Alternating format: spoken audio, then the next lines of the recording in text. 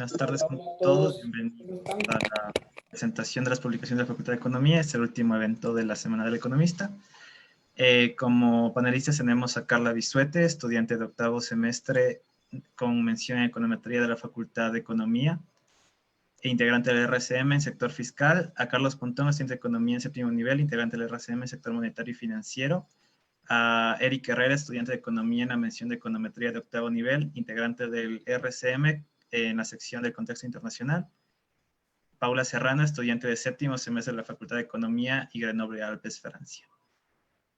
También tenemos al profesor Pablo Samaniego, profesor de la Facultad de Economía y coordinador del Laboratorio de Estudios sobre la Niñez y Adolescencia. Tiene una maestría en Desarrollo Económico, fue profesor de la Flaxo y antes de ello director de investigaciones del Banco Central del Ecuador. Andrés Rodríguez, economista de la PUCE y máster en Análisis Económico Aplicado, especialidad en Economía Industrial en la Universidad Complutense de Madrid y Universidad de Alcalá, doctorado de HD Económico, Universidad de Complutense de Madrid y Universidad de Alcalá. Actualmente es gerente general de Oeconomics, consultora económica, profesor de la Facultad de Economía y investigador del Instituto de Análisis Económico y Social, IAIES. Universidad de Alcalá, también tenemos a David Gutiérrez, economista por la PUCE, magíster en Economía y Organización Industrial por la Universidad de Warwick, Inglaterra, Universidad de Kansas, Estados Unidos, PhD también en Economía de la Universidad de Kansas, actualmente presidente de Economics, consultora económica, profesor de la Facultad de Economía de la Pontificia Universidad Católica del Ecuador. También tenemos a Andrea Llerena, magíster en Econometría, magíster en Economía y PhD, PhD Economía, presidente ejecutiva de Simple, analítica de datos, consultora con trayectoria nacional e internacional y docente de la Pontificia Universidad Católica. Tenemos a Nicolás Acosta, economista por la PUCE, máster en Artes de la Economía por Georgetown, candidato a doctora en Economía por la Universidad de Málaga, autor y revisor en varias revistas académicas internacionales, actualmente es subdecano de la Facultad de Economía de la Pontificia Universidad Católica del Ecuador y director del Reporte de Consistencia Macroeconómica RCM. Como moderador tenemos a Andrés Mideros, PhD en Economía y analista de Política Pública, cuenta con una maestría en Economía de Desarrollo y en Política Pública de Desarrollo Humano. Actualmente es decano de la Facultad de Economía y coordinador del Instituto de Investigaciones Económicas de la PUCE. Muchas gracias, Diego, y un saludo a todas y todos. Bienvenidos y bienvenidas a esta última sesión de la Semana Internacional de la Economía, semana en la que tuvimos un tema central, hablamos de bioeconomía y economía circular, siguiendo una tradición de ya 10 años en esta facultad, que es poner sobre la mesa de debate nuevos aportes, nuevas visiones a la economía. Decía el día de ayer cuando cerrábamos la parte del tema central, si algo debemos tenerle miedo en la academia es a quedarnos quietos en la ortodoxia que se convierte en dogma, y tenemos que atrevernos justamente a darles nuevas perspectivas teóricas y empíricas para poder construir desarrollo científico y ciencia que sirva a la sociedad. Este día empezamos conociendo resultados de investigación de docentes después del premio a las mejores tesis de estudiantes, y hoy, para cerrar, vamos a conocer nuevas publicaciones que se han hecho y se están haciendo. Y yo quiero empezar señalando que lo que vamos a ver en esta sesión es una parte de lo que se ha hecho a lo largo de este año. Tenemos registrado y posiblemente haya bastante más que ya se irá completando hasta finales del mes de diciembre, ¿verdad? Pero entre las publicaciones de profesores y profesoras de la facultad constan 3 artículos de Nicolás Acosta en distintos journals y en distintos idiomas, de hecho. También artículos del profesor Pablo Chafla en economía y negocios sobre las alianzas público-privadas como alternativas de cofinanciación. Nora Fernández también este año publicó El regreso del FMI al Ecuador y la retórica del feminismo empresarial en la revista Economía de la Universidad Central, y coordinó 2 boletines de Claxo en el Grupo de Trabajo de Energía y Desarrollo Sustentable, y viene uno tercero para el mes de diciembre. El profesor José Luis Fuentes también nos compartió el capítulo del libro Antología de la Democracia Ecuatoriana, la reforma institucional inacabada. La profesora Francisca Granda este año publicó un capítulo en un libro, Inequalities and the Progressive Era, y un reporte, La mirada de la sociedad civil del Ecuador ante el Comité para la Eliminación de la Discriminación contra la Mujer. Reporte en el que también participaron varios estudiantes de la facultad y también la profesora Nora Fernández. Bueno, por mi parte han habido 2 publicaciones en este año, unos justamente sobre economía circular desde la competencia de áridos y pétreos en los gas municipales y un reporte de pobreza multidimensional en la República de Kirguistán.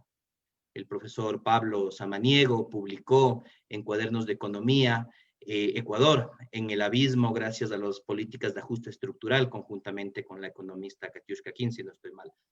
¿Verdad, Pablo? Y también el reporte técnico de alternativa integral de medidas económicas ante el COVID-19 y un documento de trabajo que es parte del proyecto de investigación que lleva de la vulnerabilidad de niñas, niños y adolescentes en el Ecuador. También ha habido colaboraciones, lo cual es muy gratificante ver trabajo conjunto entre distintos colegas de la facultad.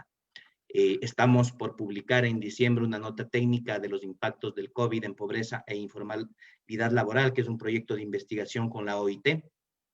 Hemos publicado conjuntamente con la profesora Fernández 3 capítulos. Uno, cómo está el desarrollo en el Ecuador, que fue un trabajo colaborativo con el Estado y con organizaciones no gubernamentales. Con la red AUSJAL de desigualdad y pobreza, publicamos el capítulo Ecuador de los desafíos de América Latina ante el COVID-19 y lo que señalaba para el próximo boletín de Claxo estamos trabajando en un artículo conjunto. La profesora Tatiana Villacrés, que como saben está en licencia terminando su doctorado en Economía de la Salud, junto al profesor Jorge Salgado, publicaron un análisis sobre el mercado de los cigarrillos en el Ecuador, los impactos del contrabando, un análisis desde los mercados y desde la economía de la salud. Y también de manera colaborativa publicamos un boletín, recordarán, cuando empezaba recién el aislamiento por la pandemia, sobre crisis económica y pandemia del COVID-19, que motivó y llevó a realizar cerca de 60 webinarios en los que participaron más de 130 ponentes y estuvieron conectadas más de 6,000 personas. Algunas se duplicaron, evidentemente, habrá que pulir la data. Y hay otras publicaciones, y de estas las vamos a revisar el día de hoy. El reporte de consistencia macroeconómica, que como ustedes saben, se viene publicando ya varios años y son 10 ediciones en cada ciclo, y hoy día vamos a conocer la última edición. Un nuevo boletín de economía industrial, Oicodata, la primera edición la vamos a conocer hoy día. Y asimismo, un nuevo boletín de análisis de indicadores sociales, ambientales y económicos, ISAE. La primera edición nos la van a presentar el día de hoy. Y estos 2 serán boletines bimensuales que se suman al RCM en cuanto a la producción y difusión académica permanente de la facultad. En diciembre publicaremos un primer boletín de historia y desempeño económico. Y hoy también vamos a conocer el libro Economía para transformarlo todo, feminismos, trabajo y vida, que parte de hace un año, de la Semana de la Economía que tuvimos en el 2019. Y también Pablo nos va a comentar sobre la edición especial de la revista Economía y Humanismo, ensayos sobre los impactos de la pandemia del COVID-19 en la economía ecuatoriana, que justamente es una síntesis de ese foro, de esa serie de foros que hemos realizado desde el mes de marzo, ¿verdad? Sin más, y por el tiempo, tenemos 5 presentaciones justamente sobre estas últimas publicaciones, que tenemos un tiempo de 10 minutos en cada una de ellas como máximo, por favor, para poder conocerlas y después ya difundir también y ampliar la discusión sobre estos aportes que estamos haciendo desde la facultad.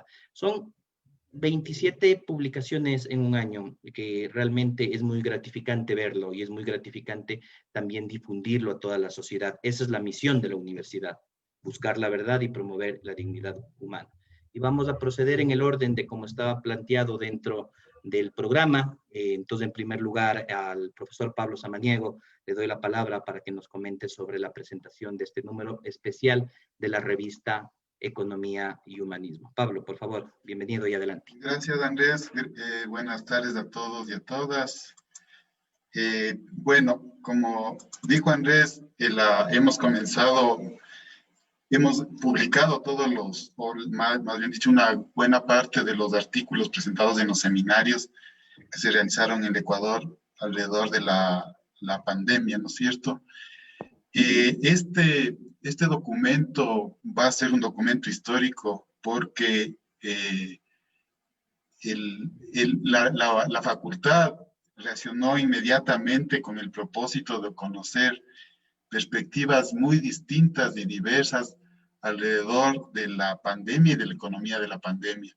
Entonces, esta revista me parece que va a constituirse un registro muy importante para las investigaciones en el futuro, para ver qué miradas tuvimos sobre cómo se veía la pandemia.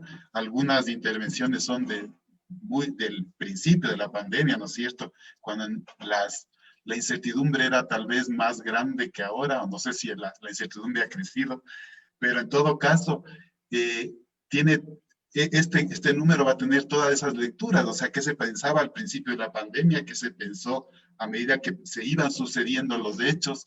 Entonces, va a brindar en el futuro una referencia, y yo creo que va a ser un material de referencia para los investigadores y quienes regresen a ver a la historia y vean y digan, bueno, qué pasaba cuando ocurrió la pandemia y cómo se reaccionó y qué análisis se estaban haciendo. Entonces, con la compilación de las ponencias que se convirtieron en artículos, hemos hecho esta publicación que reúne a 22 autoras y autores.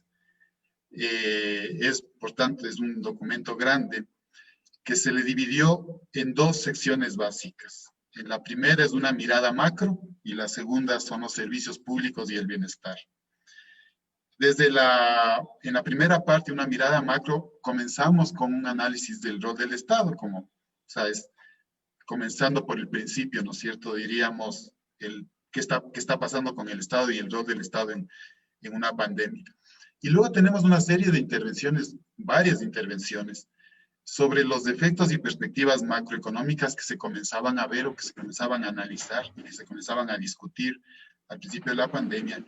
Y en ese sentido se presentaron foros sobre el impacto monetario y financiero, los desafíos de la dolarización ante la recesión global, un tema central ahorita, cómo enfrentar los efectos económicos del COVID-19,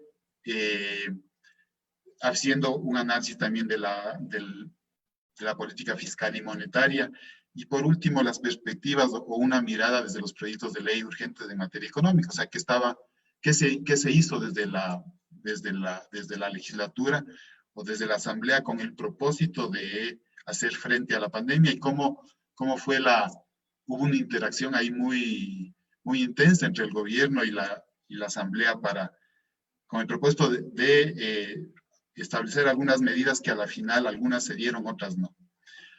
Y luego la mayor parte de los artículos se refieren a análisis sobre los servicios públicos, especialmente de la salud y la educación, que son dos servicios vitales, el de la salud obviamente por la pandemia, y el de la educación porque se vio afectado significativamente. Nosotros mismos hemos sentido esa afectación al tener que organizar nuestras clases virtuales y dar de otra manera las clases.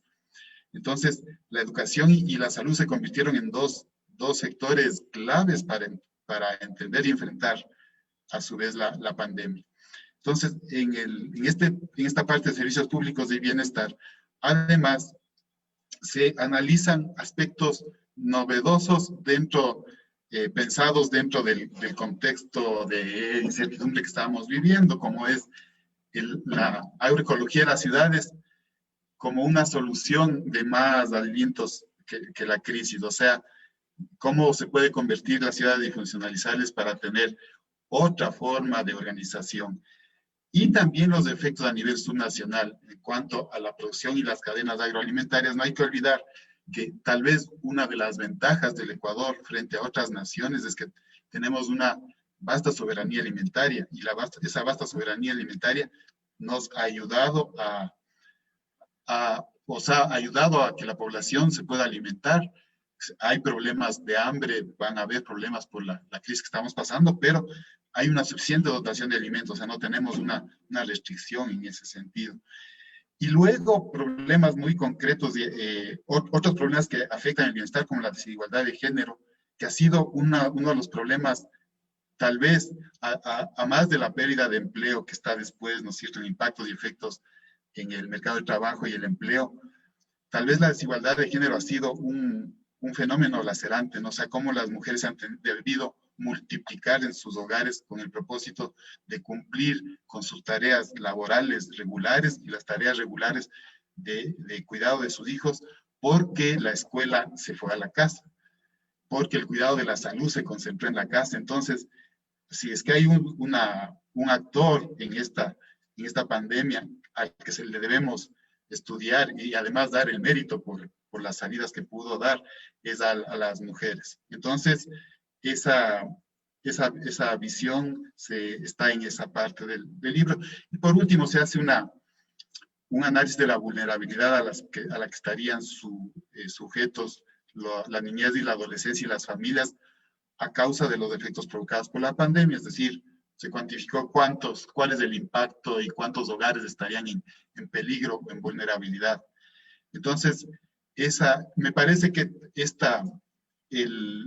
los puntos señalados aquí no necesariamente implican, la primera parte es tan grande como la segunda, simplemente que los temas están más concentrados y en esos temas, claro, hay también el tratamiento de temas claves como qué va a pasar con la dolarización, cómo manejamos el sistema monetario y financiero. Sí, esto quería agradecer al equipo que ayudó a hacer esta revista. Está primero la Gaby Ron, que es, sin ella no habríamos podido hacer nada de esto, o sea, es una ejecutiva de primer nivel, además de geógrafa, o primero geógrafa, ejecutiva de primer nivel, y al grupo de chicos y chicas que nos ayudaron a la corrección de los textos, para volverles a esos textos de ponencias a artículos. Entonces tenemos una gran deuda con los practicantes de la facultad, con los alumnos de la facultad también. Gracias, Andrés. Muchísimas gracias, Pablo. Sí, en efecto, un trabajo colaborativo interno de la facultad con estudiantes, con profesores, con el instituto.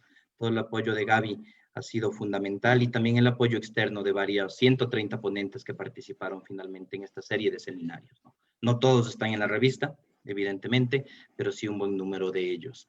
Y ahora le voy a dar la palabra a Carla Bisuete y Paula Serrano, quienes están coordinando conjuntamente con Alejandra Santillán, Nora Fernández y el equipo de FESILDIS la publicación del libro de Economía Feminista, que parte del esfuerzo que se hizo hace un año en esa 9ª edición que fue coordinada justamente por Nora y por Miguel Acosta, ¿no? Entonces, Carla y Paula, por favor, el micrófono es suyo, adelante. Muchas gracias. Gracias. Y dale, Paula.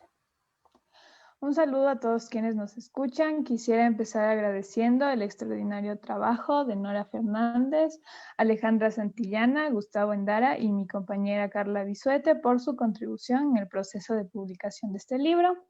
De igual manera, destacar el admirable trabajo de las autoras que escribieron los artículos que lo conforman, mismos que mencionaré enseguida, y a quienes se brindaron su apoyo en el proceso de revisión. Este libro, titulado Economía para cambiarlo todo, se elabora en un momento donde la incertidumbre, la crisis sanitaria, los graves problemas económicos de la mano de la crisis política acentúan la necesidad de cambio. Las cifras son claras. En el Ecuador, en lo que va del 2020, se han registrado 101 muertes violentas de mujeres por razones de género, de las cuales 66% fueron a manos de su pareja o su expareja, y se contabilizaron 70.000 llamadas por violencia de género. Sin embargo, este año el presupuesto para la prevención y erradicación de la violencia contra las mujeres y niñas se redujo en aproximadamente 80%. Recordemos que América es el segundo continente con la mayor tasa de feminicidios, donde una mujer es asesinada cada 2 horas por el hecho de ser mujer. En ese sentido, no se puede dejar de mencionar que el pasado 25 de noviembre se conmemoró el Día Internacional de la Eliminación de la Violencia contra la Mujer. Este día ha sido reivindicado por militantes y activistas desde 1981 en honor a la lucha de las hermanas Maribel, víctimas de la dictadura de Rafael Leónidas Trujillo en República Dominicana. Es por eso importante que tanto la academia, organizaciones sociales, el Estado y la sociedad civil continuemos comprendiendo y desarrollando soluciones inmediatas a estas problemáticas. Pero el libro no solo invita a estudiantes, académicos y hacedores de política pública, también convoca a todo aquel que crea que una vida digna para todos y todas es posible y que la utopía es el primer paso. Este primer paso lo conforman un sinnúmero de acciones, pero fundamentalmente las siguientes. Pensar en un mundo en que no se registren feminicidios ni llamadas por violencia de género, que el trabajo no remunerado del hogar realizado principalmente por mujeres sea debidamente reconocido y que la deuda no sea sinónimo de explotación. Como lo advertí, pasaré a describir de manera breve 5 de los artículos que conforman el libro para dar paso a la exposición y reflexiones finales de mi compañera. El primer artículo que voy a mencionar el día de hoy lo escribieron Verónica Gago y Lucía Caballero, titulado Neoliberalismo, deuda y revuelta feminista, claves de la conflictividad actual en Argentina y América Latina. Utilizando la economía feminista como herramienta conceptual, proponen analizar las relaciones entre protesta social y financiarización de la vida cotidiana. Para esto definen a la deuda como un mecanismo de explotación, disciplinamiento y finalmente describen cómo la deuda ha organizado su expansión como dispositivo de gobierno de clase. El segundo artículo, perteneciente a Paola Mera, titulado Hacia un enfoque de análisis crítico sobre las políticas públicas que reconozcan y valoren el trabajo de cuidados, se elabora reflexiones acerca de 3 políticas concretas del contexto ecuatoriano. La inclusión del trabajo no remunerado en la Constitución aprobada en 2008, la utilización de la encuesta del uso de tiempo como herramienta para medir el trabajo reproductivo y finalmente la creación de la cuenta satélite de trabajo no remunerado. Como tercer artículo se encuentra el de Cruzcalle Hidalgo con maternidades dentro de las economías de plataforma, tejiendo resistencia con mujeres repartidoras de Rappi Globo en Ecuador. Esta investigación explora la realidad de 3 mujeres migrantes trabajando dentro de las plataformas de entrega a domicilio con la aplicación de Rappi Globo en 2 ciudades del Ecuador, Quito y Guayaquil. Estas mujeres sostienen, negocian, ejercen sus maternidades mientras se enfrentan a la precarización laboral de estas plataformas. Continuando con el artículo de Florencia Partenio, género, un aspecto transversal en la generación y uso de datos para las políticas públicas, logros, retos y desafíos, nos cuentan sobre la precarización del trabajo enmarcado en las plataformas digitales en el contexto del COVID-19. Por último, Jimena Cabrera, con nociones sobre el cuidado y sus implicaciones como trabajo en la economía y la sostenibilidad de la vida, estudia los trabajos de cuidado mediante el uso de la teoría feminista, analizando desde los patrones culturales que lo permean, la sostenibilidad y el desarrollo humano que lo posibilita, hasta la incidencia de los cuidados como trabajo no remunerado y su aporte en el crecimiento económico del país. Bueno, yo seguiré con los artículos de Corina Rodríguez con los aportes de la economía feminista para pensar los desafíos económicos de América Latina. Aquí veremos que la crítica feminista expondrá cuál es el conflicto capital-vida en el cual la acumulación de capital resulta incompatible con el sostenimiento de la vida. Veremos procesos de mercantilización, precarización y sobre todo entender que la economía feminista busca cambiar el funcionamiento de la economía, no para crecer más, sino para vivir mejor. Seguimos con el artículo de Alison Vázquez, titulado Entre crisis, reproducción social, cuidado y desigualdad de género, en el cual nos muestra que la crisis sin duda ha develado y agravado la situación de las mujeres, pero también ha mostrado su gran aporte a las economías. Sin embargo, vivimos en un modelo todavía insostenible para la vida. Nos dice que es necesario repensar conceptos del mercado laboral como la actividad, el empleo, la inactividad y la organización del trabajo, teniendo al cuidado como una parte sumamente esencial. Seguimos con el artículo de Glenda Rosero titulado Maternidad, y memoria, la revalorización de los afectos y cuidados como estrategia de resistencia. Aquí veremos la división del trabajo productivo y reproductivo, la naturalización del trabajo doméstico como actividades femeninas, y veremos que la maternidad será fundamental para la formación de los individuos, y esta memoria materna se plasmará en plataformas locales que buscará la revalorización como una estrategia de resistencia ante un modelo económico que no ha fundamentado el cuidado dentro de su sistema de producción, seguido por el artículo de Gabriela Montalvo titulado Feminización, hambre y cuerpo en las nuevas formas de trabajo. Aquí veremos que desde una mirada adelantada de lo que ya sucede en el trabajo doméstico y el arte independiente, lo que puede pasar en el panorama del marco del mercado laboral en general, con síntomas como la desmaterialización, la deslocalización y la precarización. Veremos que se va a ocultar la flexibilidad, ocultará estos modelos de precarización y el abaratamiento de las labores.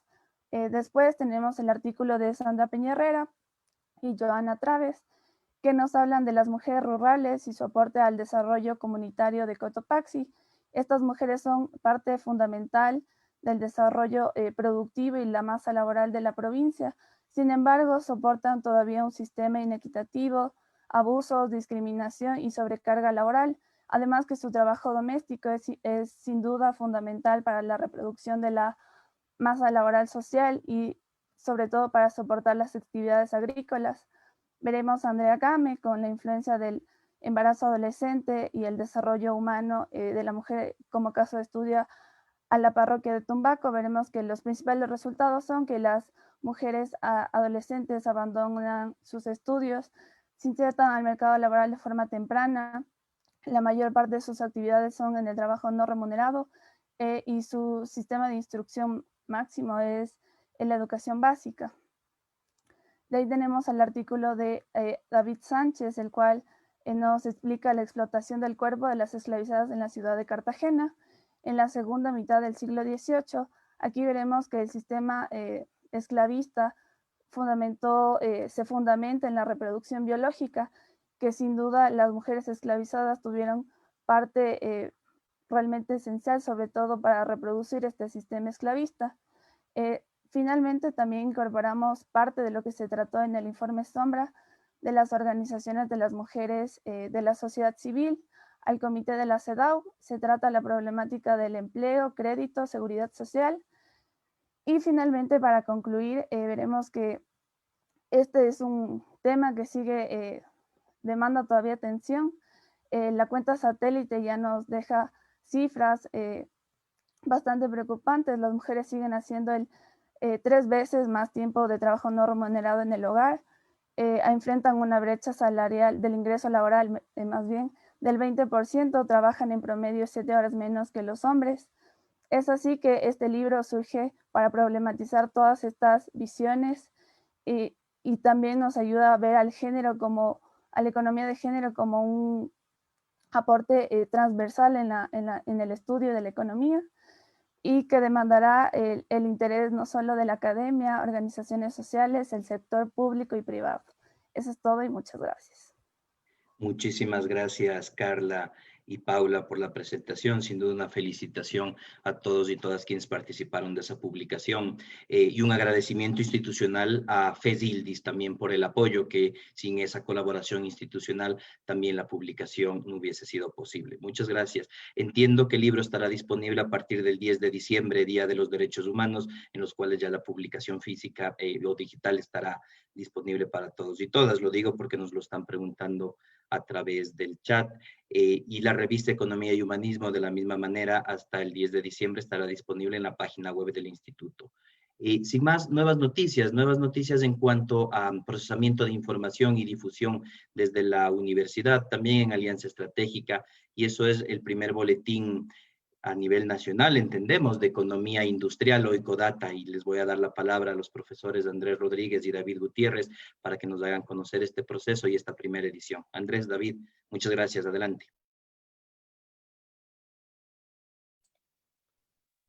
Buenos días, no sé si me confirman que se esté viendo. Confirmado. Sí, lo estamos viendo, no lo veo en la transmisión de Facebook, pero me imagino que ya de salir. Perfecto.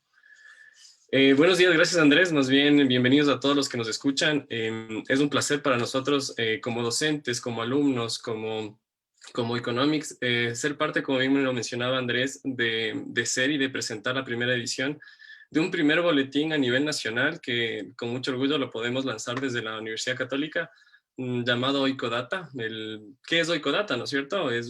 Vamos a trabajar la primera edición de nuestro boletín.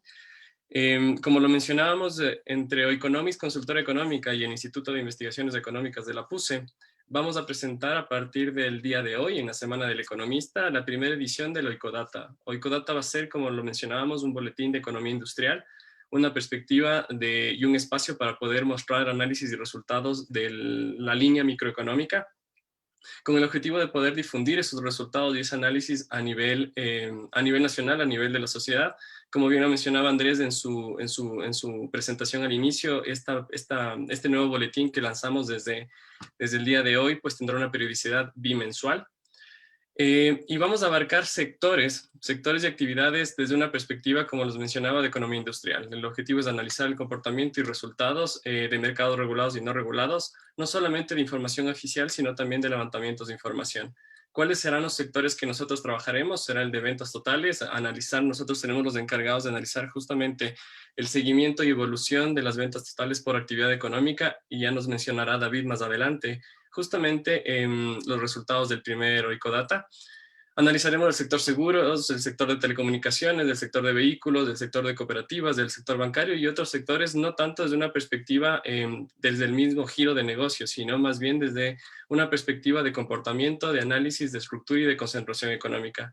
Mencionamos en esta parte, y algo sumamente importante para los alumnos, porque al final esto va a ser un espacio también para que los alumnos puedan participar en función de sus artículos de ensayos y disertaciones o trabajos de grado, porque el objetivo va a ser tener el espacio para poder mostrar los resultados en el caso de que tengan parte de la información, análisis de economía industrial. Como conocemos, economía industrial justamente abarca toda la línea microeconómica, por tanto, abrimos e invitamos a toda la gente que nos está escuchando a justamente conformar desde el semestre siguiente, a partir de esta primera edición, el comité que ya lo mencionaremos en su momento, que lo vamos a trabajar entre Economics y el Instituto de Investigaciones Económicas. El objetivo de como les mencionaba, va a ser el análisis de mercados, y en este sentido, el objetivo de la izquierda y derecha va a ser un match, ¿no es cierto? Porque analizaremos encadenamientos productivos. Si estamos hablando de sectores y actividades económicas, evidentemente tenemos que definir el mercado relevante dentro de este encadenamiento productivo. Haremos parte de análisis del lado de la oferta, análisis de competencia económica como tal y análisis de demanda. En esto, más o menos, ¿qué puntos vamos a tratar? El análisis de estructura, comportamiento y resultados que nos marca la propia organización industrial, los análisis y levantamientos de indicadores de concentración económica, evolución y tendencias de lo que estamos viendo desde análisis microeconómico, cambios de patrón de consumo y perspectiva de hogares. Por tanto, el objetivo, como les menciono, va a ser mostrar resultados desde la óptica de economía industrial, por más que sea repetitivo, y que evidentemente, como lo mencionaba Andrés, este sería el primer boletín a nivel nacional, que no otra universidad lo tiene, que no otro organismo lo tiene, y que más bien somos los pioneros, y con mucho orgullo de poder mostrar con qué objetivo. El objetivo va a ser difundir y presentar los resultados, de que nosotros desde la Facultad de Economía, desde el Instituto y desde Economics, pues podamos mostrar y hacer conversatorios entre alumnos de empresas e instituciones públicas, es decir, entre toda la sociedad en general, el seguimiento y el análisis de los mercados desde una perspectiva micro, ya no solamente desde otros ámbitos de la economía, sino desde la línea que desde la facultad tenemos un poder muy grande. También invito a los estudiantes, al ser el primer boletín, invitarles. Nosotros tenemos firmado un convenio con la Universidad Católica desde la formación de Economics, año 2014, en el cual evidentemente vamos a llamar a más alumnos de los que ya llamábamos antes a las prácticas preprofesionales para que conformen parte de este comité de trabajo que tendremos en trabajo conjunto, como les menciono, entre el Instituto Economics y la Pontificia Universidad Católica del Ecuador. Le dejo la palabra a David para presentar el primer Oicodata y los resultados de este primer análisis que hemos realizado para la Semana del Economista y para toda la gente que nos está escuchando y viéndonos a través de todas las plataformas. Muchas gracias, Andrés, y gracias igual a a la Universidad de la Facultad de Economía por este espacio. Como lo había dicho Andrés, lo que nosotros queremos igual resaltar es que muchas veces el análisis económico en el país se ha enfocado mucho en el tema más macro. Y el problema de analizarlo desde una perspectiva macro es que no necesariamente está reflejando en verdad cómo está funcionando cada uno de los mercados que componen toda la economía. En ese sentido, en esta primera edición nos hemos enfocado en tratar de hacer un análisis de manera bastante general acerca de cómo ha sido la evolución de las ventas en Ecuador durante el periodo de pandemia. Toda la información que les presentamos, de hecho, no trata de ser un análisis exhaustivo sobre esta situación, ya que la complejidad del propio análisis hace que se puedan hacer muchísimas publicaciones, algunos papers inclusive, sobre cada uno de los mercados. Lo que nosotros en ese sentido queremos realizar es más bien iniciar justamente con el brindar información desde una perspectiva más micro, para que la discusión justamente empiece a ser y que existe este interés por incrementar el análisis desde una perspectiva más microeconómica. En ese sentido, vamos a presentarles justamente cuál ha sido los cambios en las ventas durante el 2019 y en el 2020 a causa de la pandemia. Entonces, en este sentido, primero pueden encontrar en la primera edición la participación en general de las ventas por actividades económicas no ha variado sustancialmente entre el 2019 y el 2020, lo que nos da una cierta idea de que en sí la estructura de cómo se han compuesto las ventas no ha cambiado entre los 2 años. Las actividades que mayores ventas tienen se han mantenido en el comercio, en la manufactura y en la agricultura. Sin embargo, cuando ya hacemos el análisis a mayor detalle, podemos ver que puede existir una diferencia entre las ventas. No sé si siempre se ve con una siguiente diapositiva. Gracias. Podemos ver que existe una diferencia si ya hacemos el análisis de una perspectiva de aquellos productos que graban IVA al 12% y aquellos que no graban IVA al 12%, es decir, aquellos productos que, bueno, como productos de la canasta básica y demás. En ese sentido podemos ver que solo al cambiar en este análisis la idea del tipo de productos que graban o no IVA, podemos ver que existe una diferencia sustancial en algunas actividades, como por ejemplo el comercio de manufactura, que las ventas totales entre enero y septiembre reflejan un decrecimiento de alrededor del 25% o 26% y hasta 31% en algunas de las actividades. Por el otro lado, aquellas actividades que no graban IVA no reflejan un decrecimiento en la misma proporción, y ya nos empieza a dar una idea de que existen o pueden haber algunas actividades que han sido mucho más afectadas durante esta pandemia, y lo que podemos nosotros ya medir es justamente de cuánto fue esta afectación. En ese sentido, aquellas actividades que fueron más afectadas durante la pandemia, esto tomado en cuenta como el promedio de la tasa de variación anual de ventas entre marzo y septiembre de 2020 con respectivos meses en el 2019, podemos ver que los sectores de entretenimiento, alojamiento de comidas y las actividades de los hogares fueron de los que tuvieron la mayor afectación, con una reducción en sus ventas totales de alrededor de entre el 50 y el 60% de sus ventas. Por otro lado, aquellas actividades que no fueron tan afectadas durante la pandemia, igual hubo un decrecimiento en sus ventas totales, sin embargo, no fue en esas mismas magnitudes, son actividades de atención a la salud, actividades relacionadas a la agricultura y las actividades financieras y seguros. En ese sentido, nos podemos dar cuenta que justamente el hecho de cómo funciona cada uno de estos sectores económicos y los mercados que los componen, justamente van a tener una variación totalmente diferente por la propia estructura del mercado en cada uno de estos sectores. Y es lo que queremos justamente resaltar. En ese sentido, también nos podemos pensar y podemos hacer el análisis justamente para tratar de hacer una priorización de cuáles son los sectores que generan o tuvieron una mayor afectación desde una perspectiva ya inclusive de el generamiento de empleo. En ese sentido, hay que tomar y es necesario tomar en cuenta justamente cuántas personas son las que están relacionadas a estas actividades económicas, y en ese sentido podemos ver que entre la agricultura, el comercio y la manufactura, bueno, de hecho de todas las 5 actividades principales, tienen alrededor del casi el 70% de la población económicamente activa.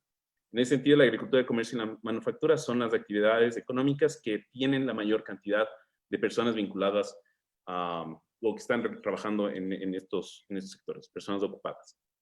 Y obviamente en ese sentido podemos ver que en algunos sectores, por ejemplo en este caso nos vamos a enfocar en los sectores de agricultura y comercio, la evolución de las ventas ha mostrado que todavía existe o se mantiene el ciclo económico o de la tendencia de ciclo entre el 2019 y el 2020. Y en ese sentido podríamos pensar que al menos en el sector de la agricultura no ha habido una variación sustancial como en otros sectores. En ese sentido podríamos asumir, o bueno, de hecho, tener una idea de que a diciembre de este año podríamos tener igual este incremento en ventas, sin embargo, no necesariamente va a ser a ese nivel. Por el otro lado, si nos enfocamos, y quisiera aquí más bien pasar al tema de actividades de alojamiento, para ser más preciso y que de hecho en donde se refleja mayor la diferencia, podemos ver que en este mercado, bueno, los mercados que componen el tema de alojamiento y comidas, no existe ese mismo patrón. Y de hecho, en este caso, la afectación es mucho más marcada por el hecho de que han habido inclusive políticas diferentes para algunas actividades económicas que componen este sector. Justamente es lo que queremos resaltar y motivar justamente para que exista una mayor discusión y un enfoque, inclusive desde, por un lado, a las empresas que tomen mejores decisiones enfocadas desde la perspectiva micro, y por el otro lado, que se realicen políticas públicas mucho más enfocadas en estos sectores y justamente respaldadas por un análisis microeconómico. Más allá de esto, nosotros pueden encontrar el boletín, pueden revisarlo, y justamente cualquier otro tema de alguna duda, alguna pregunta en este sentido, nos pueden encontrar tanto el boletín como nuestra información de contacto en las redes sociales, tanto del Instituto de Investigación Económica como de Oeconomics, y estaremos en los próximos meses presentando los resultados del siguiente mercado. Eso es todo. Muchas gracias, David, y muchas gracias, Andrés, y también para los y las estudiantes que nos siguen, es una alternativa también que tenemos para prácticas preprofesionales, para encontrar información, para hacer tesis de grado, ¿no? Que está disponible desde ya. Ahora quiero darle la palabra entonces directamente a la profesora Andrea Llerena, que nos va a comentar del nuevo boletín de análisis de indicadores sociales, ambientales y económicas que se hace en alianza con el OPSA, el Observatorio de Política Socioambiental. Entonces, Andrea, el micrófono es tuyo. Adelante, gracias. Muchísimas gracias, Andrés. Bueno, qué gusto estar este mediodía acá con ustedes. Voy a compartirles la pantalla. En un minuto me confirman, por favor, si pueden ver la presentación. La vemos. Excelente. Perfecto. Bueno, los próximos 10 minutos les voy a comentar un poco qué ha sido la motivación por la cual hemos trabajado con este boletín de análisis de indicadores sociales, ambientales y económicos, así como algunos resultados con los que vamos a trabajar y ustedes los van a poder visualizar en el documento que ya va a estar publicado. En este sentido, el boletín específicamente se va a centrar en tres aristas, como bien lo ha mencionado Andrés, que es el arista de la parte social, empresarial y ambiental. En este sentido, este proyecto sale como un trabajo colaborativo entre docentes de la Católica, estudiantes como nosotros también, y como parte de nuestro aporte, también como empresa Simple Económica con la que vamos a trabajar. Entonces, en este sentido, comentarles cada uno de los puntos con los que vamos a ir trabajando, cada uno de los diferentes artículos van a responder a un tema en particular, va a variar cada 2 meses, si bien van a estar enmarcados en cada una de estas aristas sociales, ambientales o empresariales, el tema que nosotros vamos a abordar en cada uno va a ir cambiando. En esta primera edición, dentro de la arista social, nosotros vamos a trabajar respecto a la violencia de género. Lo hemos titulado cuando la autonomía económica no es suficiente. Y esta parte va a ser súper interesante y he dejado el análisis de un último gráfico con el que vamos justamente a abordar y vamos a anclar el análisis respecto a esta autonomía económica y cómo esto se relaciona con la violencia de género. ¿Qué es lo que nosotros vamos a encontrar específicamente en este boletín? Nosotros inicialmente vamos a hacer un análisis específico de qué es lo que ha pasado en la violencia contra las mujeres por ámbito y el tipo de violencia con las que nosotros hemos enfrentado. Uno de los hallazgos, acorde a la encuesta de violencia del 2019, es justamente que durante toda la vida, 7 de cada 10 mujeres aproximadamente ha sufrido algún tipo de violencia. Entonces vemos que es una prevalencia sumamente alta y efectivamente 3 de cada 10 mujeres ha sufrido algún tipo de violencia en los últimos 12 meses. Entonces vamos a ahondar dentro del informe con información respecto a qué pasa con la violencia en el ámbito educativo, en el ámbito laboral, en el ámbito social o de familiar. Y vamos a ver que de hecho también hay una problemática que se centra específicamente en el ámbito de la violencia con la pareja. Entonces, dentro de esto luego también vamos a ver qué tipo de violencia estamos afrontando nosotras las mujeres. Específicamente, tenemos 4 tipos de violencias asociadas, que son la violencia psicológica, la violencia física, la violencia sexual y la violencia patrimonial. Específicamente vamos a ver que a lo largo de toda la vida, 5 de cada 10 mujeres ha tenido algún tipo de violencia psicológica, seguido de violencia física y violencia sexual. Sin embargo, en los últimos 12 meses vemos que también toma una alta prevalencia la violencia psicológica y la violencia sexual. Adicionalmente, en el boletín nosotros también vamos a centrarnos en el análisis de los feminicidios. Acorde a las cifras de la Fiscalía, y es algo que nosotros también nos llamó muchísimo la atención cuando estábamos trabajando con el equipo, en términos del día de ocurrencia del feminicidio. Y aquí me voy a detener unos minutitos para ver, si bien en este gráfico que lo podemos ver acá, tenemos la cantidad de feminicidios acumulados desde octubre de 2014 hasta noviembre de 2020, podemos ver nosotros aquí qué es lo que está pasando los fines de semana. De la totalidad de todos los feminicidios, vemos que efectivamente entre viernes, sábados y domingos existe una mayor cantidad de ocurrencia de feminicidios. Potencialmente, y eso lo van ustedes también a poder evidenciar y lo van a poder leer en el informe, puede estar relacionado a que los días domingos o los fines de semana usualmente son días familiares. Entonces, dado justamente lo que estamos viendo, que la violencia tiene una alta prevalencia con relación en términos de hogar, el contexto de los hogares, el contexto de pasar estos días en términos de conjunto, puede estar relacionado, y eso justamente lo vamos a analizar y lo vamos a ver en términos de estos días de ocurrencia. Entonces, sí nos deja un mal sabor en términos de esta alta concentración en estos 3 días principales. Y finalmente, me voy a centrar en este gráfico que para mí, me llama muchísimo la atención. Es de hecho de una publicación específicamente, que nosotros la citamos en nuestra publicación. Y esto es principalmente por cómo le atamos nosotros el nombre a este artículo. ¿Qué pasa con la autonomía económica y por qué no es suficiente? Nosotros vemos aquí una función convexa que de alguna forma nos indica la relación entre la probabilidad de sufrir algún tipo de violencia y la participación de la mujer en los ingresos de la pareja. Que muchas veces la evidencia nos dice que efectivamente, ¿no es cierto?, cuando nosotros no tenemos una participación alta en términos económicos en los ingresos de la pareja, puede existir una alta probabilidad de que nosotros suframos violencia. Efectivamente pasa eso, y a medida que nosotros vamos teniendo una mayor participación, esta probabilidad disminuye. Sin embargo, llama la atención, y esto es justamente lo que se va a señalar y en lo que se va a enfatizar también el estudio, es que a medida que la prevalencia, la participación de los ingresos de las mujeres aumenta, la probabilidad de sufrir violencia también aumenta. Y vamos a ver que esto se relaciona directamente con roles de género. Voy a pasar al segundo análisis con el que vamos a trabajar, y es justamente, en cambio, el sector ambiental. ¿Qué pasa con el sector ambiental?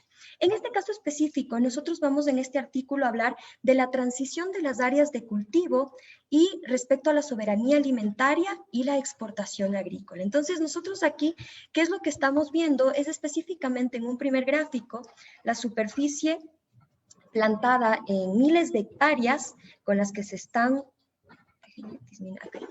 que tenemos aquí de 4 principales productos que son maíz, arroz, papa y palma africana, y vemos cómo ha sido la dinámica en términos de la plantación de estos productos en un periodo de 5 años, del 2014 al 2019. Entonces, ¿qué nos dice el SPAC respecto a esto?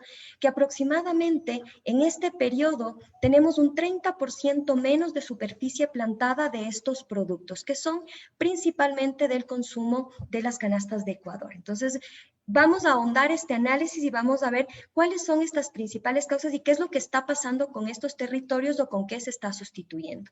En términos generales, la superficie por uso de suelo en millones de hectáreas, podemos ver que también ha ido disminuyendo desde el 2014 al 2019 ya en términos mucho más generales. Entonces, en el 2014 tenemos ahora, de hecho, en los últimos 5 años el valor más bajo. Ahora bien, es interesante también ver, y eso justamente lo analizamos dentro de nuestro informe, qué es lo que está pasando en cambio con estos productos que se dedican específicamente para exportación. Entonces, nosotros acá podemos ver que en el cacao, por ejemplo, ha habido un incremento del 8% en términos de la superficie plantada desde el 2014 al 2018 y una leve disminución en el banano con el 2%. Entonces, aquí las preguntas que nosotros nos hacemos y de hecho tratamos de responder justamente en este artículo es cómo de alguna forma toda esta dinámica en términos de las variaciones de superficies plantadas, por un lado de estos productos que están relacionados al consumo de las canastas de Ecuador frente a aquellos otros productos que potencialmente están en exportación y con respecto también a aquellas importaciones de productos que también se están haciendo en el Ecuador, se relacionan. Entonces, en este sentido, la transición en las áreas de cultivo es un punto clave para el análisis de la soberanía alimentaria y es justamente lo que vamos a analizar. Finalmente, tenemos el último artículo que se centra en el análisis empresarial.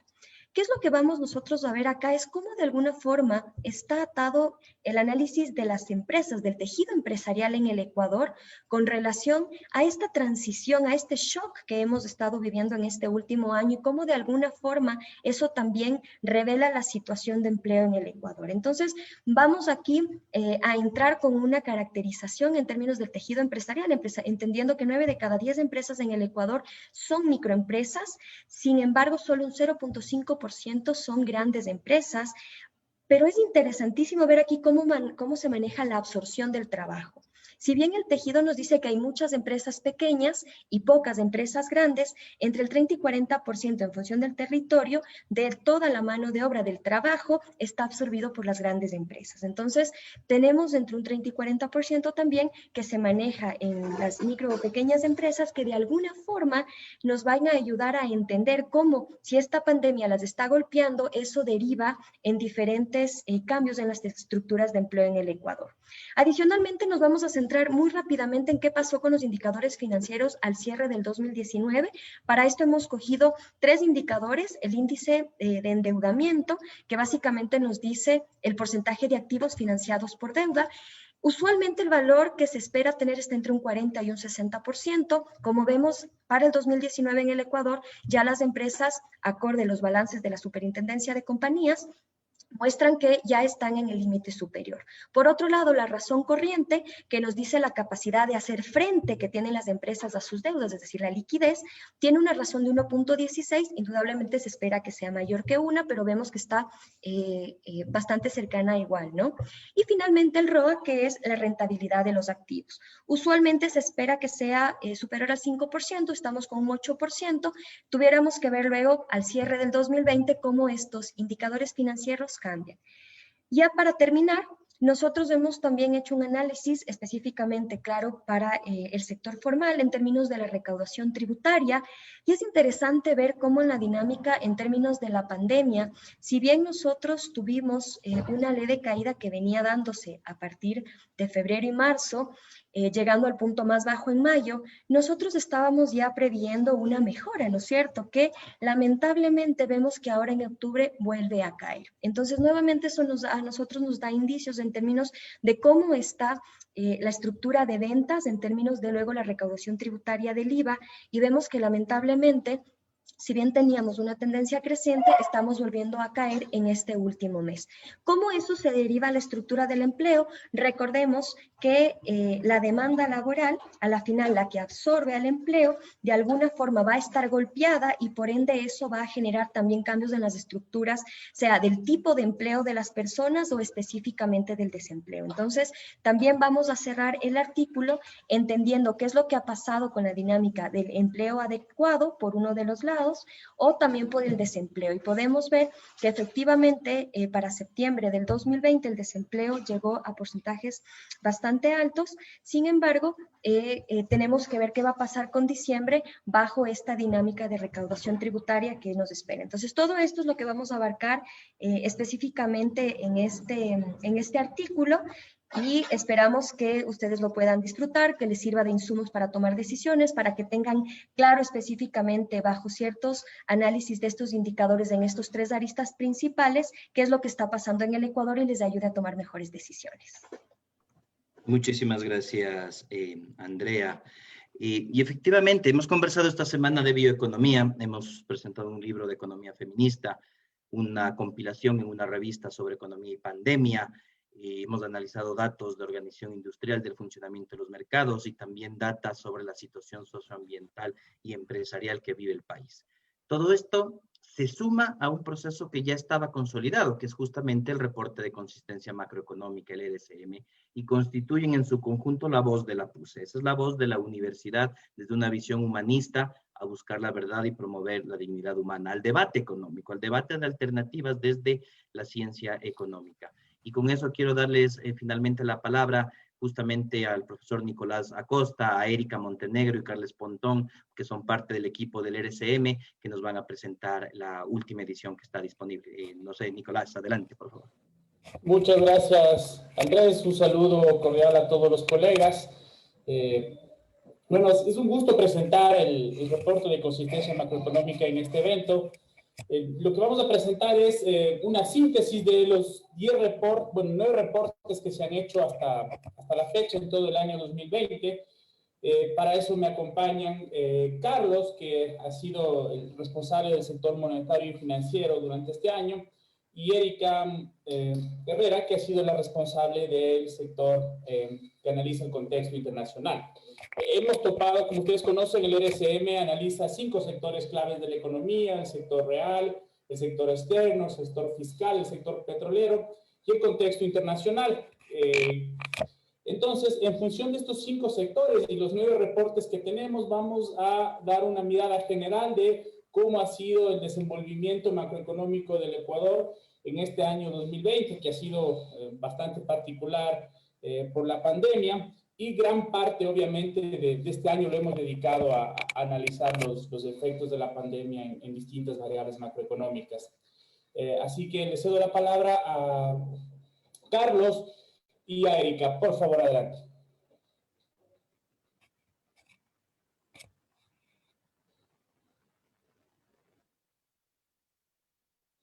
¿Me pueden confirmar si se ve la presentación? Correcto. Perfecto, muchísimas gracias. Bueno, como ya el profesor Nicolás Acosta ya mencionó, tanto Eric y yo y otros compañeros más formamos el grupo del reporte de consistencia macroeconómica, y pues estamos gustosos de este espacio. También quisiera de antemano felicitar a los profesores y estudiantes que han participado de forma activa en la generación de conocimiento, que es tan importante como universidad. Bueno, antes de eso, durante los últimos 9 meses, la rápida propagación del coronavirus a nivel mundial ha generado un grave problema y sobre todo ha repercutido en los mercados financieros. Con ello ha desencadenado fuga de capitales, devaluación de monedas, desplome del precio del petróleo. A la fecha, el coronavirus prácticamente está presente en 114 países. Se registra cerca de 60,8 millones de contagiados y más de 1,4 millones de muertos. Las últimas perspectivas del Fondo Monetario Internacional, que las emitieron en un informe, prevén que la economía mundial se contraerá en un 4,4%, siendo las regiones más afectadas América Latina y el Caribe, con una contracción promedio de sus economías de un 8,1%. y dejando como resultado en sí 231 millones de personas. Y es así el panorama que pinta la realidad, no deja duda de ser severo.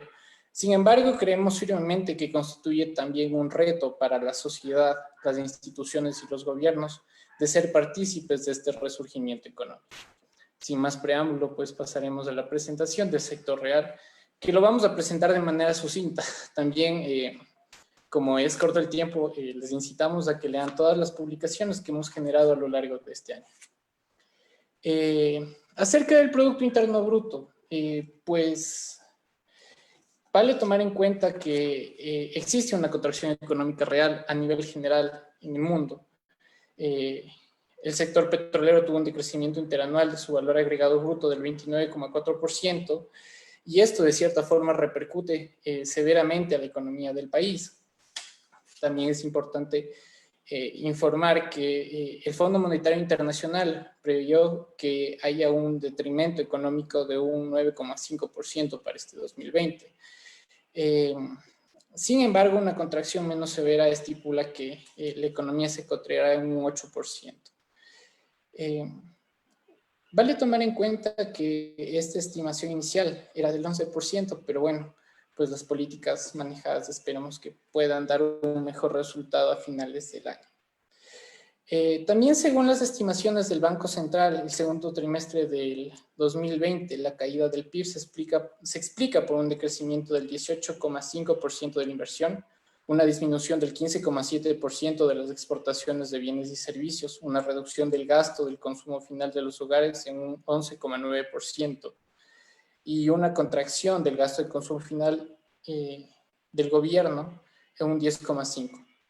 Además, la importación de bienes y servicios por su naturaleza disminuyeron el PIB, fueron menores al 20,8% de las registradas en un periodo similar en el año 2019. Como aquí podemos ver, es la proyección que ha hecho el Banco Central con respecto al Producto Interno Bruto, pero en honor al tiempo no ahondaré en más detalles.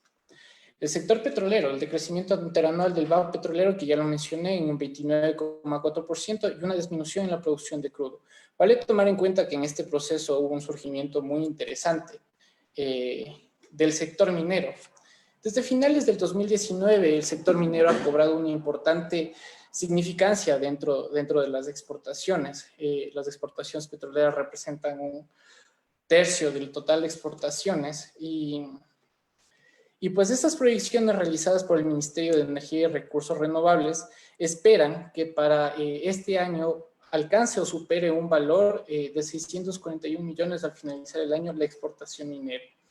El desarrollo de este sector, sin embargo, ha sido ayudado por pequeños proyectos mineros que se han generado en el país y sobre todo por factores externos, como es el alza del precio de algunos de los productos, principalmente el oro, que llegó por encima de $1,950 la onza en los mercados internacionales.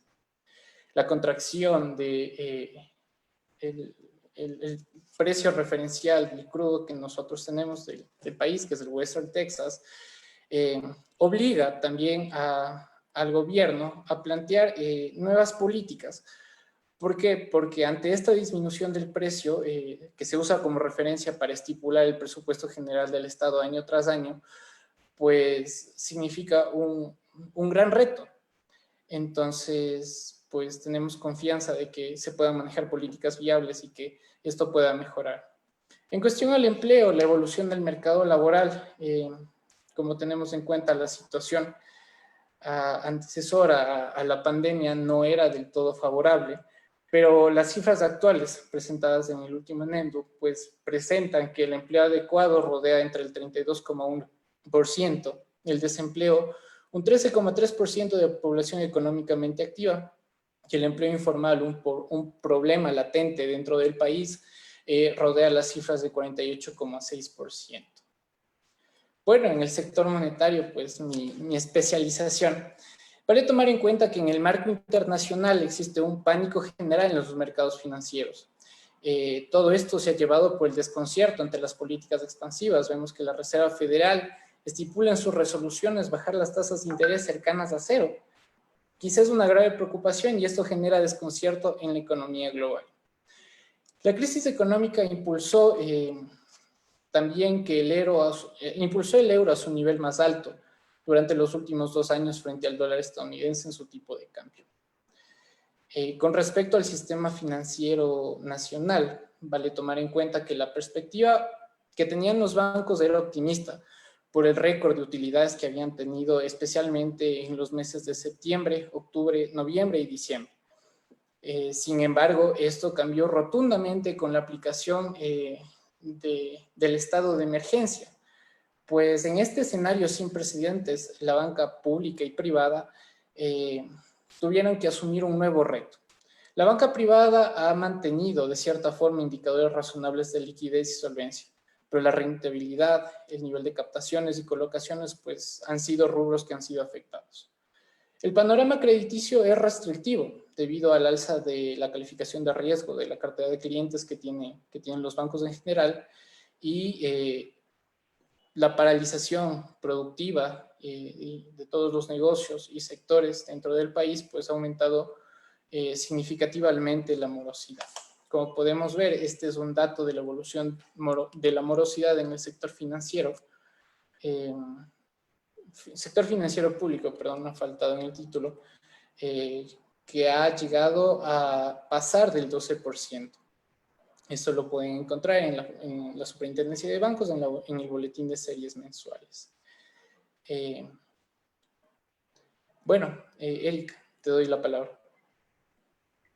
Listo, buenas tardes, muchas gracias por este espacio y continuando con una revisión en los sectores fiscal, el contexto internacional y el sector externo, vamos a revisar brevemente los artículos que han girado en torno a la temática del COVID-19.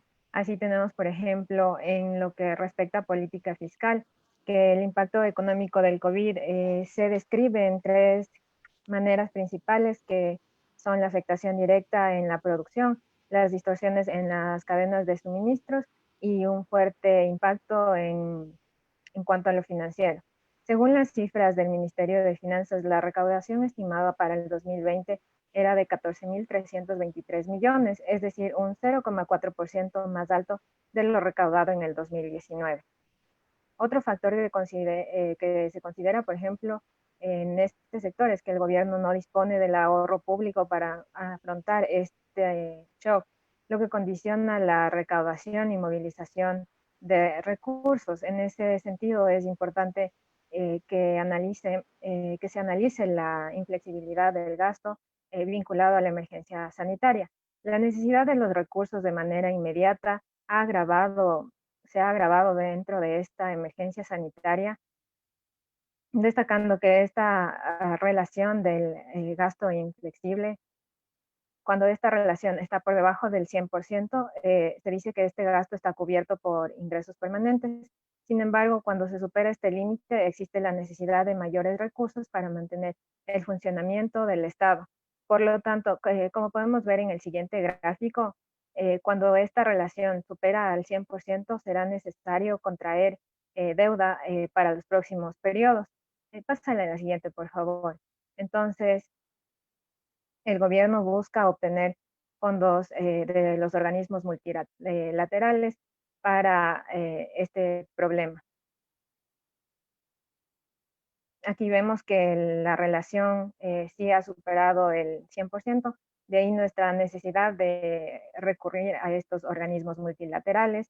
Y yendo un poco ya hacia el sector externo, encontramos que inicialmente desde el mes de febrero ya se veían afectaciones en las exportaciones, al ser China el segundo país más importante en cuanto al destino de las exportaciones no petroleras desde nuestro país.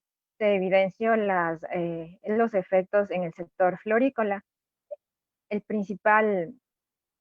principal repercusión es que las ventas en este sector se redujeron en un 60%.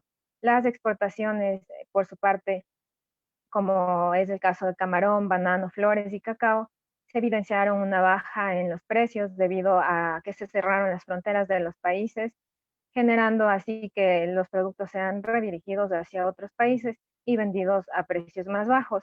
Esto condujo a que alrededor de 1.853 productos de exportación se vean afectados por la crisis sanitaria. El COVID-19 también ha tenido afectaciones en las importaciones ecuatorianas. Los efectos de la pandemia del COVID no solo han afectado a las exportaciones, así las importaciones tuvieron una reducción del 41,9% en el mes de abril del 2020. Entonces, ante esta reducción de importaciones, la balanza comercial pudo tener un saldo positivo de 1.529 millones, esto para julio del 2020. Entonces, yendo ya a la sección de contexto internacional, vamos a tomar unas afectaciones en los mercados de valores, en los mercados financieros y finalmente, en consonancia con lo que se ha revisado en esta semana de la economía, a hablar un poco la relación con el cambio climático. En cuanto a las afectaciones en los mercados de valores, pásale, por favor. Se evidencia que a causa de la pandemia ha existido una importante salida de inversiones en los países de los mercados emergentes.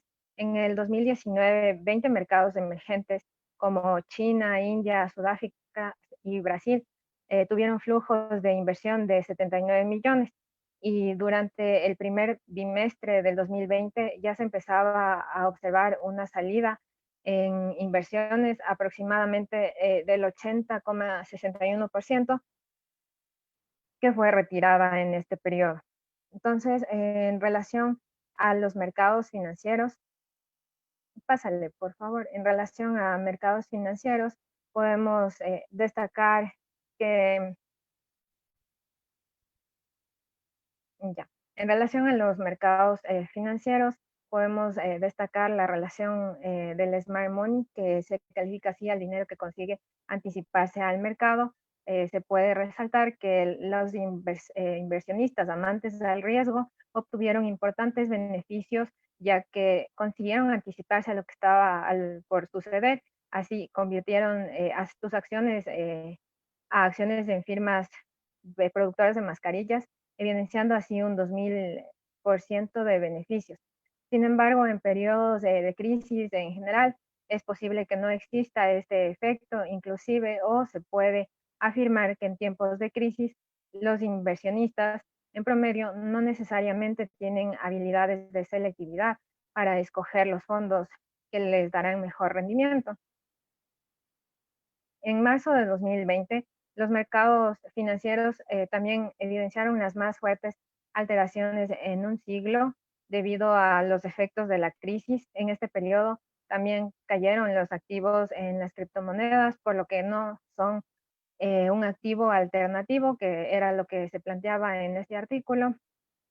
Y finalmente, en relación a lo que les comentaba de destacar las repercusiones en el contexto internacional del cambio climático, hay que decirlo que esto es una amenaza para todo el mundo y puede considerarse como la mayor falla de mercado que ha tenido la economía.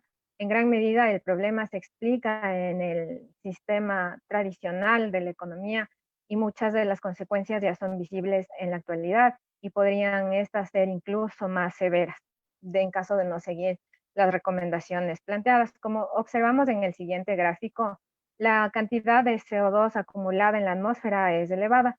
Por lo tanto, no se puede afirmar que se haya reducido las concentraciones de CO2. Al contrario, estas continúan intensificándose. Se estima que dentro de los próximos años la temperatura media global se eleve entre 2 y 3 grados centígrados, lo cual desencadenará un mayor riesgo en inundaciones. A la mitad del siglo, posiblemente 200 millones de personas se vean frecuentemente desplazadas por el incremento del nivel del mar, severas inundaciones y sequías de gran intensidad. La reducción en el suministro de agua también se verá afectada. Aproximadamente estará afectada el 16% de la población mundial y además disminuirá el rendimiento de las cosechas, por lo que muchas personas evidenciarán dificultades para conseguir o producir alimentos en las cantidades necesarias. Dentro de esto del cambio climático también los estudios realizados estiman que las personas que mayormente estarán afectadas serán las personas pobres, por lo cual se debe trabajar en la lucha contra la desigualdad, que a razón de la pandemia se ha incrementado para varios países de la región. En ese sentido, queremos destacar que se necesita trabajar por mayores innovaciones en tecnologías renovables que permitan la reducción de la dependencia de combustibles fósiles alrededor del mundo. Así, por ejemplo, investigaciones previas estiman que si no se realiza ninguna acción ni ninguna transición hacia lo que se ha venido planteando, que es, por ejemplo, el caso de la economía circular, se estima que para el 2100 el PIB mundial tenga una reducción en el 7%, esto centrándonos más en cuestiones económicas, pero se cree que esta estimación está subestimada debido a que no se considera las variaciones que hayan en el futuro en relación a esta parte del cambio climático, y eso sería todo desde el contexto internacional. Muchas gracias. Muchísimas gracias, Nicolás, Carlos y Erika, por la presentación, y felicitaciones también por este año de trabajo en el reporte de consistencia macroeconómica. Sin duda hay mucho que decir y sobre todo en perspectivas de la recuperación post-COVID, ¿verdad?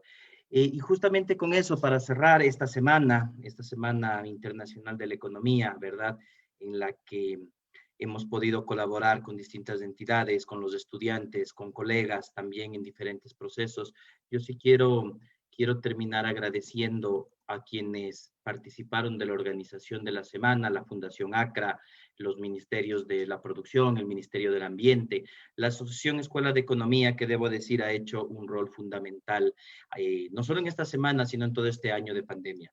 Como universidad, como facultad, como cuerpo docente, como cuerpo estudiantil, también creo que nuestro principal desafío fue mantener la universidad abierta, y creo que lo logramos, y eso nos enseña mucho, nos ha dejado muchas enseñanzas. Esperamos que la próxima ya sea presencial, sea en campus, sea con presencia física, ¿verdad? Pero sí que hemos logrado salir adelante, y es una felicitación y un agradecimiento sincero a toda la comunidad universitaria en ese sentido. Y debo decir que desde el decanato y el Instituto de Investigaciones Económicas, el apoyo de la Asociación Escuela ha sido fundamental. Entonces, a través de Axel, un agradecimiento a todo el cuerpo estudiantil, ¿verdad? Al Instituto de Investigaciones, Gaby, que ya se ha mencionado varias veces en esta semana, Gaby Ron ha hecho un trabajo extraordinario que se le agradece, un trabajo que parece invisible, pero que quienes hemos estado viendo cómo funcionan las cosas es absolutamente fundamental. Y dentro de ese equipo también ahora se vinculó Carolina, ha estado Alejandra también, Juan Luna y todo un equipo de practicantes, estudiantes, hombres y mujeres, a quienes también les agradezco profundamente. Esta semana también contó con apoyos institucionales de Unión Europea, Banco Central, la Fundación Hans Seidel. Hemos tenido colaboración ahora también de Oeconomics, de Simple, de FESILDIS para la publicación del libro de Economía Feminista, es decir, una serie de actores con quienes nos vamos vinculando. Y eso es porque el centro de la universidad está fuera de la universidad, efectivamente. Y sin más que decirles, agradecerles nuevamente por el tiempo. Estamos como universidad entrando hacia el año número 75 de vida de la Pontificia Universidad Católica del Ecuador. Hay una misión renovada y hay un proceso de transformación. Y desde la Facultad de Economía hay un encargo central que tenemos, discutir el modelo de desarrollo del país y dar soluciones concretas a lo que son unas preferencias que tienen, preferencias apostólicas de la Compañía de Jesús, ¿verdad? Caminar junto a los pobres y marginados, y eso quiere decir respuestas concretas para mejorar la calidad de vida de las personas. Y en ese debate estamos, y en esos aportes contamos con todas estas herramientas desde la academia, ¿verdad? Muchísimas gracias a todos y todas, y nos seguiremos viendo. Una buena tarde y hasta luego. Gracias. Gracias, buenas tardes. Gracias. Gracias. Muchas buenas. Hasta luego.